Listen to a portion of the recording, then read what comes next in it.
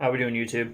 In this video, I'm going to show you how to replace a GFCI in your bathroom or kitchen, or rather around any water source in your house.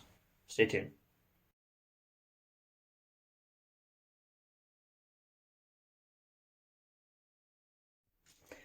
Now, basically, GFCIs are pretty much the same as an outlet when you're installing them. You're going to have your neutral side and your hot side, just like you would on an outlet, regular outlet. But the difference is you're going to have load and line.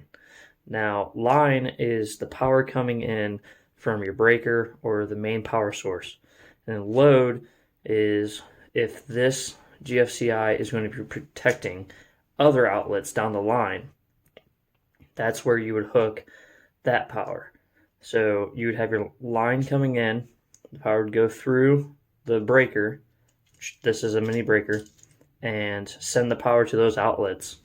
And in the event, if there is a short or some other issue with one of those other outlets, it would pop this mini breaker instead of continually shocking or sending a fire down the line or ruining more stuff in your electric box. So let's go ahead and take this plate cover off and replace the GFCI outlet. Just take your plate cover off.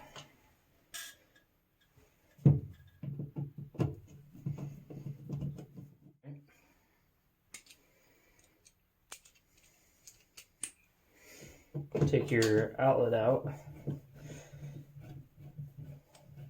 Now, code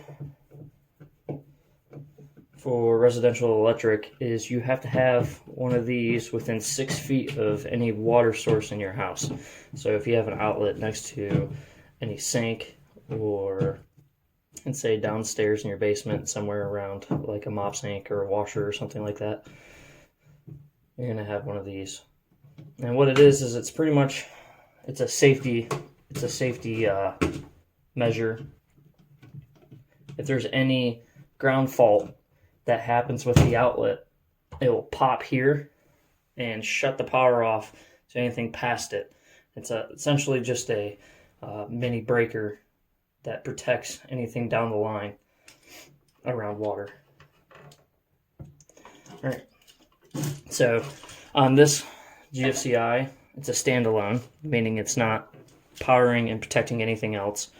I just have my ground, my neutral, and my hot.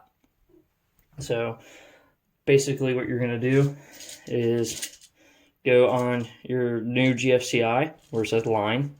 You're going to install exactly how it is on the old one. Your brass side is going to be your hot wire or your black. The silver side is going to be your white.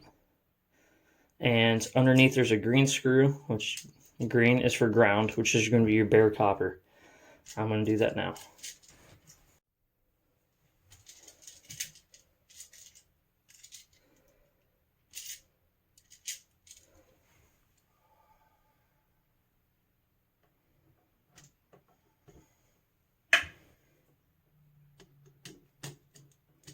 Next, you're just going to take your neutral and put it over your neutral side, and then put your bare wire ground to the bottom.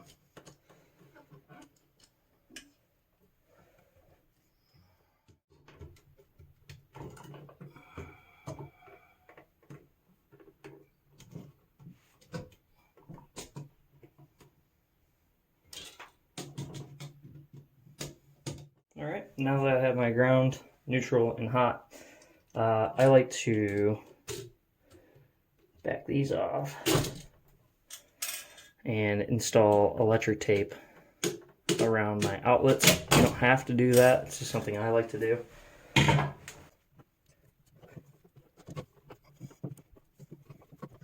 Alright, now I got my electric tape on. I'm going to push the outlet back into the box, screw everything up, and put the new plate cover on.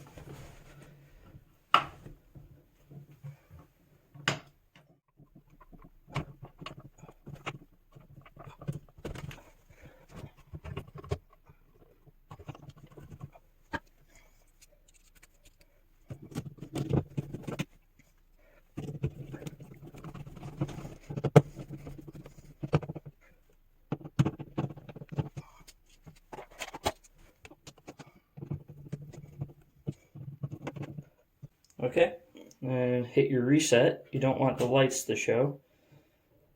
Looks like it's working. It's holding it in. You can take an outlet tester, something like this, plug it in there.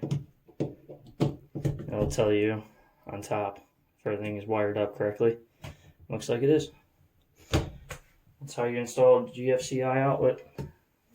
Thanks for watching, and always like, share, and subscribe. Thank you.